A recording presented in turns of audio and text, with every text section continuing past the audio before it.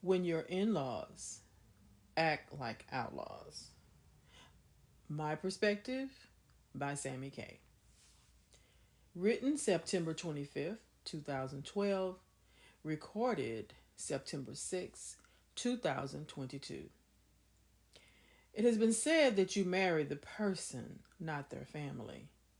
While it is certainly true that only you and your spouse took the binding oath to marry, even a spouse who is estranged from their family is still connected by the bond of shared blood and genetics.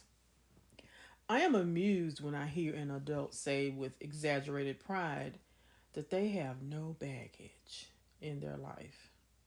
It is my opinion that, along with their obvious delusion, they are not prepared to deal with the baggage of another person. They haven't even dealt with their own. I do not believe it is possible to travel our journey of life without baggage. We began as children with a small, sturdy bag we pack with dreams and expectations. Throughout our lives, the quality, size, and quantity of our luggage will change many times. No matter how much faith, contentment, or peace we may have, there are issues deep inside each of us that has an active on off switch. Generally, that issue was a byproduct of a family experience. Some family members will know you well enough to flip your switch into the on position whenever they choose.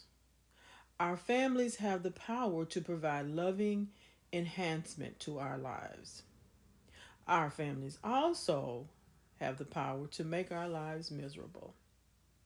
We each have the power to choose exactly what we will deem acceptable behavior from our family.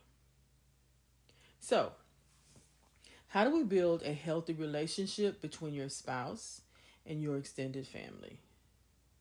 Begin with honesty. You know the members of your family as well as they know you. Do not be tempted to lie about anyone or anything that can and will come back to cause you embarrassment or grief. If your family is still close enough to your ex to spend time together, it will be extremely difficult for your spouse to completely trust your family. There will always be that question: do they like the spouse better than they like me? It's human. If you have family members who are just plain messy, we all have them. Protect your spouse by telling them before they meet.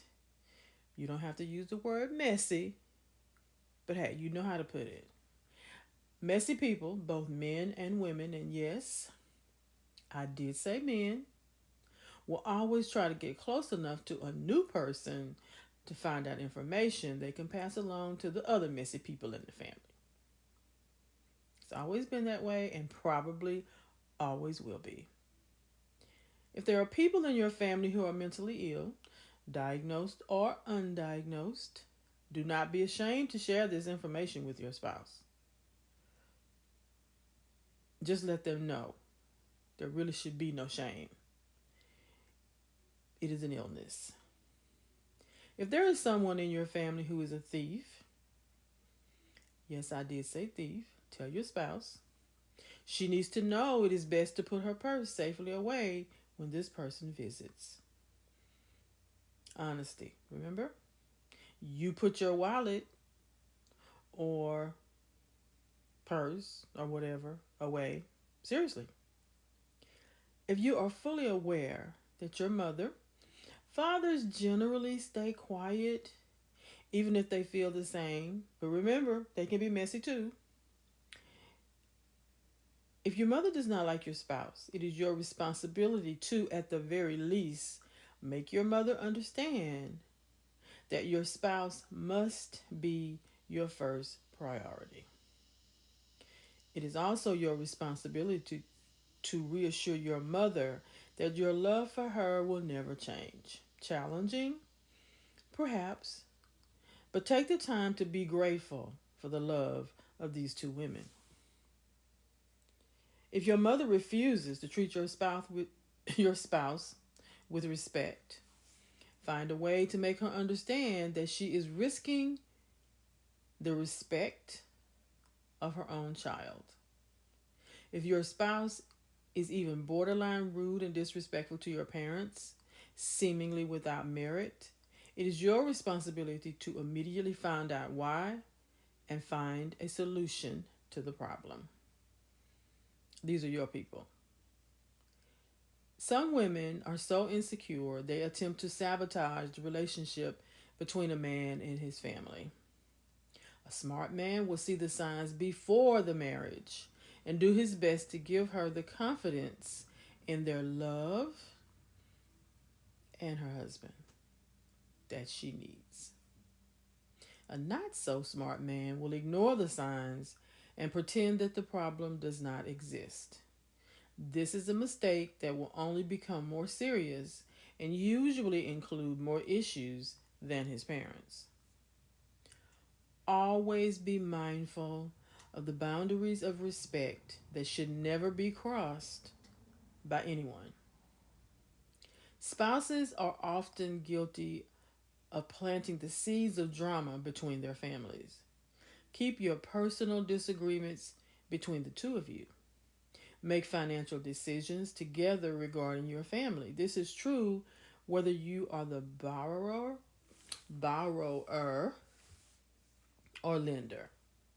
Money or lack of can cause rifts between family members that never heal. The whole idea of marriage is coming together to live your lives as one. You are still unable to live in this world alone. Since we are all imperfect in some way, it is safe to say that each of our families have been or will be dysfunctional in one way or another. It is my serious opinion that these are just facts.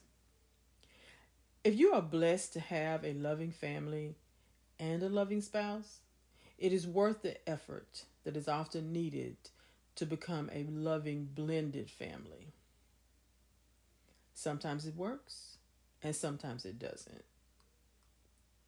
Give it to God and accept that His will be done. Thank you, Father.